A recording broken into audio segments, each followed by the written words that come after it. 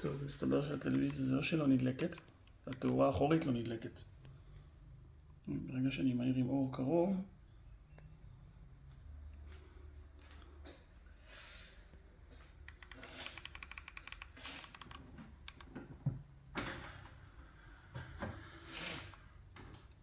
אם לחצתי על דיסני, דברים